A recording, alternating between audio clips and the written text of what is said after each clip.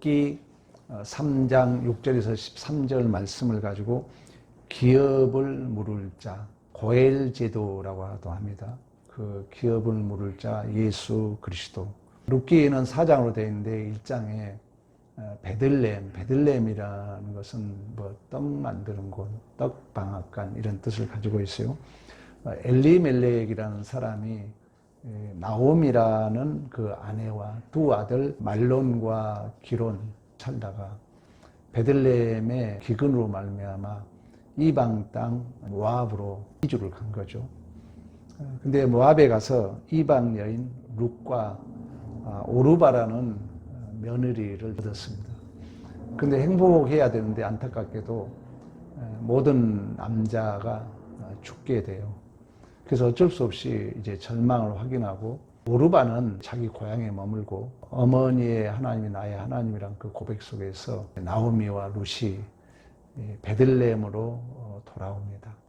근데 돌아오는 그때가 1장 22절 중요한 힌트를 주고 있는데 나오미가 모압 지방에 그의 며느리 모압 여인 룻과 함께 돌아왔는데 그들이 보리 추수 시작할 때 베들레헴에 이르렀더라. 그러니까 이 맥추절이 쉽게 말하면 우리 7월 첫 주 맥추절이 있잖아요.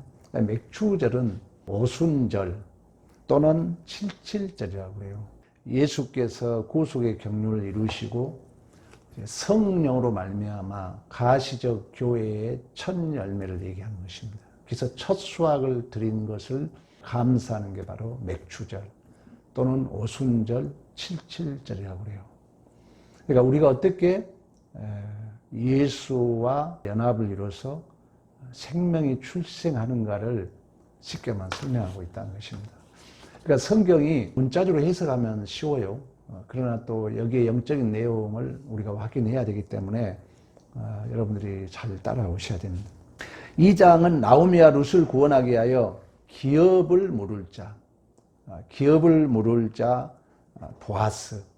근데 이 보아스는 어머니가 누구냐면은 여호수아의 정탐꾼을 2명 보내주잖아요. 그때 정탐꾼을 숨겼던 기생 라합이 바로 이 보아스의 어머니입니다. 그러니까 영적 의미가 다 있어요. 그 기생이 예수의 족보에 들어잖아요. 1장 20절에 그 사람은 우리와 가까우니 우리 기업을 물을 자 중에 하나다. 그래서 이 기업을 물을 자라는 것은 히브리어로 고헬 또는 가할, 구속하다 이런 뜻을 가지고 있어요. 우리를 구속할 자. 그러니까 지금 룻과 어떻게 보면 보아스와 사랑 얘기를 하고 있는 것 같지만 예수와 우리와 사랑 얘기하고 있다는 거예요. 룻기를 이해하는 것은 한마디로 이 기업 물을 자를 이해하면은 룻기의 전체를 이해한다고 볼 수가 있습니다. 내용은 어떤 내용이었냐면은 가족의 기업 재산을 잃어먹었을 때 그걸 다시 찾아준다는 거예요. 쉽게 말하면. 그리고 종으로 팔린 형제를 자유롭게 해주는 자. 또는 자기 친족을 죽인 살인자를 복수하여서 보호자가 되어 줘야 하는 사람을 소위 기업을 물을 자라고 그래요. 우리도 잃어버린 우리의 영혼을 찾아주는 자, 쉽게 말하면. 근데 이 제도와 비슷한 또 제도가 하나가 있는데 형사취수혼 제도라는 게 있어요. 형사취수혼 제도. 계대 결혼법이라고 해요. 시형제 결혼법이라고 그래요. 이 말은 뭐냐면은 아버지 언약이 흐르는 후사를 세우는 것으로서 장자가 죽으면은 이 형수는 동생과 연합해서 살아야 돼요. 왜 그러냐면 계속 후사를 이어가야 되기 때문에. 그 이유는 형수가 다른 가정으로 시집을 가버리면은 후사의 언약이 파괴되잖아요. 그래서 그걸 보존하기 위해서 장자의 며느리는 장자가 죽으면 다음 아들하고 살아야 돼요. 그래서 계속 계보를 이어가도록. 그리고 그 고대 사회는 여자는 이제 남편이 죽으면은 그 여자를 보호하기 위하여 그 형사 취소원 제도가 있습니다. 이 룻기는 기업을 물을 자와 형사 취소원 제도가 두 가지가 같이 병행해요. 그러니까 영적으로 말하면은 우리의 잃어버린 영혼을 찾아주신 예수 그리스도 이야기를 하고 있다는 거예요. 그러면서 우리 4장 12절로 가봅니다. 이제 이 이야기의 힌트가 여기 있는 거예요. 이걸 풀면 이제 오늘 룻기가 전부 풀립니다. 4장 12절. 여호와께서 이 젊은 여자로 말미암아 내게 상속자를 주사 내 집이 다말이 유다에게 낳아준 베레스의 집과 같게 하기를 원하노라, 이 얘기를 해요. 창세기 38장 얘기를 해요. 그러니까 요셉 얘기를 하면서 38장에 유다와 다말 얘기를 딱 끼워 놓습니다. 그러니까 이 유다와 다말 얘기를 여러분들이 오늘 풀면은 룻기 이야기를 저대로 이제 해석이 되는 거예요. 유다란 사람이 세 아들이 있었어요. 엘과 오난과 셀라가 있었어요. 근데 그 며느리 다말이 있었어요. 자손을 낳아야 되잖아요. 근데 이 첫째 아들 엘과 다말과 결혼을 했는데 엘이 죽어버렸어요. 그러면은 이제 이 다말은 둘째 아들 오난과 결혼을 해야 돼요. 오난과 이제 둘이 연합을 했는데 오난이 땅에 설정을 합니다. 쉽게 말하면 그 약속을 어긴 거죠. 죽어요. 하나님이 죽입니다. 그러니까 이제 아버지는 고민이 생기죠. 이 아버지 유다를 어떻게 비춰주는가 잘 여러분들이 이해하셔야 돼요. 그런데 이 아버지는 이제 자기 생각을 하는 거예요. 이게 율법주의 생각이라는 거죠. 아버지 생각은 막내 아들까지 주면은 막내가 죽을 것 같거든요. 그래서 이 선악과 원리 속에서 이 유다가 스스로 율법과 왕의 자리에 앉아서 윤리도덕, 인본주의적 아담의 생각으로 하나님의 언약을 무시합니다. 하나님의 언약은 이 며느리와 다음 아들과 결혼해서 생명을 잉태해야 된다는 거예요. 근데 그 길을 누가 막냐면 유다가 막아요. 율법주의가, 인본주의가, 선악과를 따먹는 이 아담의 속성이 이를 방해하고 있다는 거예요. 그래서 결국 씨의 상속이 중단되는 범죄를 유다가 저지릅니다. 그러면 이 다말은 유다를 구원해야 되잖아요. 우리 얘기하고 있다니까요. 지금 이방 여인과 보아스, 룻과 보아스 얘기가 유다와 다말 이야기로 해석하고 있다는 거예요. 그러면 이 유다를 구원해야 되잖아요. 이 선악과를 따먹는 이 율법주의 유다를 구원해야 되잖아요. 그래서 결국 이 다말이 그 저주의 자리, 율법의 심판의 자리에 와서, 물론 이제 뭐 성경은 이제 창녀로 이야기를 해요. 다시 말하면 다말이 이 유다를 살리기 위하여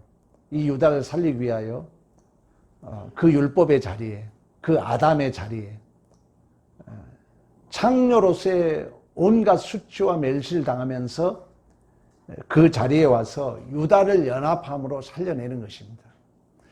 예수님이 우리를 살려내는 것처럼. 그러니까 다말은 이 아담 율법 유다의 자리에 그 율법의 저주의 자리에 오셔서 다 감당함으로 하나님의 언약을 성취해내는 거예요. 그래서 우리가 다말과 이 유다를 생각할 때 우리가 생각하는 자꾸 이 다말을 우리가 뭐라 하잖아요. 그러나 사실 이 다말은 나중에 예수의 족보에 들거든요. 그러니까 예수님의 그림을 그려주고 있다는 거예요. 예수님은 선악과를 따먹고 타락한 그 대표성을 가진 그 아담, 오늘 본문으로 말하면 바로 유다죠. 그 자리에 창녀처럼 자신을 짓밟아 묶어서 그 첫째 아담 후손을 살려낸 거죠. 그러니까 교회가 출생한다는 것은 예수께서 구속의 경륜을 이루시고 성령이 오셔서 우리와 예수와 묶어서 오순절 가시적 교회가 출생하고 있는 것처럼 결국 이제 이 기름 물을 자라는 것은 기업을 물을 자라는 것은 어떻게 새로운 생명을 출생하고 있는가, 버림받아야 할 죄인이 어떻게 예수로 말미암아 구원받은가를 설명하고 있다는 것입니다. 결국 하나님께서는 예수님께서 장자의 자리에, 장자는 우리의 첫째 아담이죠. 첫째 아담은 둘째 아담의 모형이고 둘째 아담은 첫째 아담의 실체라고 그러잖아요. 그러니까 그 아담의 자리에 예수님께서 오셔서 십자가에 피 흘리심으로 하나님의 언약이 흐르도록 그 후손들을 성령으로 이제 묶은 거죠. 그게 바로 오순절, 맥추절, 칠칠절과 연결하고 있다는 거예요. 우리의 출생이 어떻게 출생되는가를 얘기해 주고 있습니다. 그러니까 기업 물을 자라는 것은 아까 말씀했던 것처럼 형사 취소원 제도, 다말과 그 유다와 관계가 그 제도죠. 유다의 세 아들이 있었고 그 며느리였던 다말이 계속해서 연결됐던 것처럼. 그러나 그걸 방해한 유다, 율법주의 생각, 옳고 그름의 생각, 선악과 생각으로 그 하나님의 언약을 파괴하잖아요. 그 자리에 다시금 이 다말이 와서 그 유다를 구원한 것처럼 이러한 기업을 물을 자, 형사취소원 제도로 만들어낸 부활 생명이라는 것은 그 장자의 자리 예수께서 오셨고 이제 예수와 우리를 성령이 묶어서 가시적 교회가 출생한 거죠. 누가복음에 예수께서 죽으시고 부활하시고 그 이름을 힘입어 제사함받고 회개하는 일이 예루살렘에서 온 백성에게까지 기록되었을 때 일의 증인, 그 증인된 삶이 한우된 능력 덧입는 것, 오순절, 성령 강림으로 성취되었던 것처럼 이 지금 룻기는 짧은 내용이지만 그 맥추절이 시작된 것을 예시해주고 있고 결국 그 예수와 성령으로 말미암아 우리가 한 몸이 되어서 출생된 우리 이야기를 하고 있다는 것입니다. 그래서 우리 한번 마태복음 22장 한번 찾아보겠습니다. 22장 23절. 부활이 없다는 사두개인들이 그날 예수께 와서 물으되 선생님이여 모세가 일렀을 때 사람이 만일 자식이 없이 죽으면 그 동생이 그 아내에게 장가 들어 형을 위하여 상속자를 세울지니라 하였나이다. 여기 부활과 상속자를 세우는 일과 일치를 이룹니다. 이 부활이 헬라어 원문으로 보면 아나스타시스라고 그래요. 그리고 후사를 세운다는 말도 헬라어로 아나시스템이 십자가 어근과 같습니다. 그러니까 이 후사는 이 부활과 같은 어근을 가지고 있는데 이 후사를 세운다는 건 또 십자가 어근과 같다는 거예요. 그러니까 부활 생명이 예수 그리스도 십자가의 보혈로 세워질 후사를 말씀하고 있음을 우리에게 말씀해주고 있는 것입니다. 이제 오늘 본문으로 다시 돌아와서 3장 우리 9절에 그 얘기를 하잖아요. 이르시되 내가 누구냐. 그러니까 이 보아스 품에 이제 룻이 들어갑니다. 들어가서 아까 얘기했잖아요. 이렇게 연합을 통해서 새 생명이 출생하고 있는 것처럼 당신의 옷자락을 펴 당신의 여종을 덮으소서. 이는 당신이 기업을 물을 자가 됨이니이다. 얘기를 해요. 혼인잔치 얘기가 요한복음 2장의 첫 번째 기적이잖아요. 혼인잔치집에 포도주가 떨어진 거예요. 그래서 이제 마리아도 교회 전체를 상징한다 얘기를 했어요. 마리아에게 예수가 얘기할 때 예수가 뭐라 하냐면은 여자요. 이 여자라는 의미도 이렇게 원어를 찾아가 보면은 아담으로 연결이 돼요. 인류의 모든 그 교회를 예표하고 있다는 거예요. 여자여, 내가 당신과 무슨 상관이 있습니까? 얘기를 해요. 그러니까 포도주가 떨어지면 포도주가 없으면 남자와 여자는 상관이 있다 없다? 없다는 거예요. 예수와 마리아는 상관이 없다는 거예요. 그래서 이 포도주가 6항아리가 있었는데 포도주가 없는 거예요. 그러면 이 결혼이 성취되기 위해서는 성경의 포도주를 부은 바 되었다고 우리를 위하여.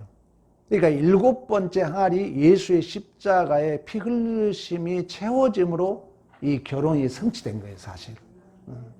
오늘 형사 취소원 제도도 마찬가지예요. 기업을 물을 자도 마찬가지예요. 그래서 이제 7번째 그 기적이 이제 우리가 완성수라고 그러잖아요. 그걸 다시 힌트해줘요. 요한복음에 가면은 다시금 12장입니까? 11장에 가면은 나사로가 죽음과 부활을 통해서 그 7번째 그 기적이 성취되고 있는 것처럼 오늘 우리가 이 이방 여인 룻과 보아스 관계도 그걸 설명해 주고 있다는 것입니다. 당신의 옷을 나를 덮어달라고 그래요. 이거 우리에게 창세기 힌트를 주고 있어요. 우리의 수치를 뭐로 가립니까? 무화과 나무의 잎으로 가리잖아요. 근데 예수님께서 결국 이제 나중에 그 아담을 찾으시고 그 숨어있는 아담과 하와에게 가죽옷을 입혀주거든요. 이 가죽옷이라는 것은 가죽은 피를 상징하고 있잖아요. 동물의 피. 예수 그리스도로 장차 덧입을 교회를 상징해주고 있는 거죠. 그러니까 이 문자 하나하나 속에 단순하게 이방 여인 룻과 보아스 얘기를 한 게 아니라 예수와 우리 교회를 얘기해주고 있다는 거죠. 구속사 설교죠. 그래서 나중에 보면은 이제 예수를 죽인 자들이 예수의 옷을 나눠 가져요. 장차 죄인들이 예수로 말미암아 옷을 덧입을 것을 말씀해주고 있죠. 이걸 요한복음은 다시금 20장 31절에 그 이름을 힘입어 새 생명을 얻게 하려 하심이라. 그래서 우리는 예수로 완전히 우리가 덧입은 자들을 얘기하고, 그러니까 지금 룻이 그 보아스 품에 들어가서 당신의 옷으로 나를 좀 덮어주소, 이 얘기는 장차 이 이방 여인과 같은 교회가, 룻과 같은 교회가 보아스를 상징하는 예수로 말미암아 덧입을 것을 우리에게 말씀해주고 있고, 그로 말미암아 새 생명이 출생하는 맥추절, 77절, 오순절, 예수께서 객관적으로 이루신 구속의 경륜이 성령의 기름 부음을 통하여 교회가 출생하고 있는 것처럼 교회와 예수 그리스도를 말씀해주고 있다는 것입니다. 그러면서 룻기 3장 11절에 그런 얘기합니다. 내 딸아 두려워하지 말라. 네가 내 말대로 내가 다 행하리라. 그래서 전적인 하나님의 주권적 사역으로 우리의 구원이 이루어지잖아요. 실제적인 그 사역을 성령이 하시는 거죠. 13절도 그럽니다. 13절. 내가 기업 물을 자의 책임을 내게 이행하리라. 아침까지 누워있을지니라. 너는 가만히 있으라는 거예요. 하나님이 하신다는 거예요. 성령이 실제적으로, 성령이 주도적으로. 18절에도 그 얘기를 합니다.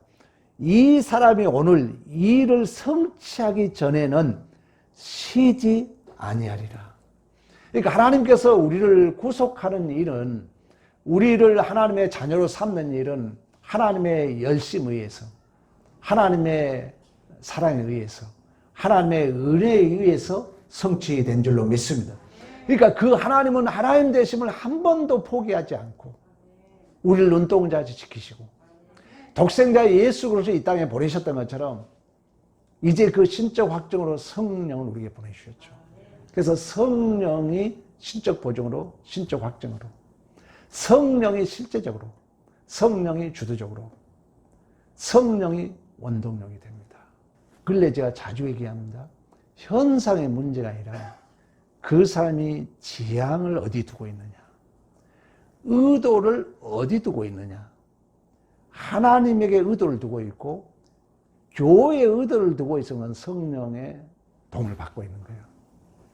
그러나 조금이라도 나의 이익을 위해서, 나의 어떤 자존심을 위해서 그 의도와 그 지향성이, 그 일이 어떤 일을 하든 간에 선한 일이든 악한 일이든 2차적인 문제예요. 그 의도를 어디에 두고 있느냐. 상대에도 여러분들이 그걸 이제 파악해야 되고 내 자신도 그걸 파악해야 돼요. 그렇게 되면 이제 여러분의 존재가 달라집니다. 그 무의식의 리모컨에 우리 인간은 90%가 작동된다 그러잖아요.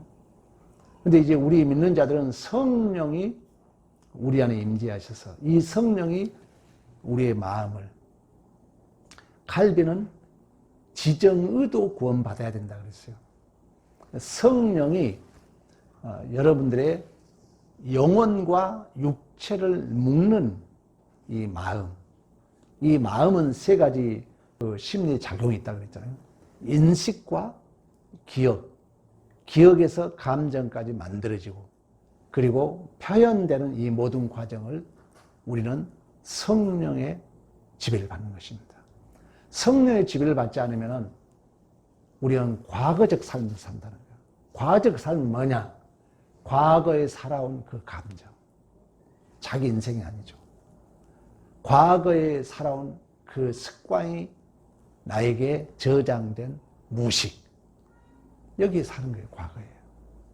그러나 성령은 그리스도 안에서 우리가 새로운 피조물, 매일의 삶이 새로운 줄로 믿습니다. 그래서 여러분, 이 하늘에서 파견된 성령, 그래서 고린도 후서 1장 22절은 그가 또한 우리에게 인치시고 보증으로 우리 마음의 성령을 주셨다 그래요. 마음의 성령. 그러니까 우리가 예수와 새롭게 태어났다는 것은 실존은 뭐냐? 성령이라는 거예요. 지금 이 룻기와 보아스 얘기는 맥추, 지금 보리를 추수할 때예요. 이 맥추절은 오순절과 성령 강림과 77절로 연결하고 있다는 거예요. 그럼 우리는 이제 예수와 교회가 연합해서 새 생명이 출생했는데 이 출생의 실존은 이제 성령이 역사한다는 거예요. 그래서 고린도 교회를 너는 그리스도의 편지, 그리스도의 향기다 그래요. 이제 내 안에 성령이 예수에 대해서 향기를 내게 나타나게 하고 여러분들을 보면은 예수가 읽어지는 거예요. 그러면서 뭐라냐면 하나님의 조문을 먹물로 돌판에 새긴 것이 아니라 주의 영으로 너희 심령 위에 세웠다 그래요. 심령 위에. 말씀이 우리 안에 새겨진 거죠. 훈련하셔야 됩니다. 잘 안 돼요.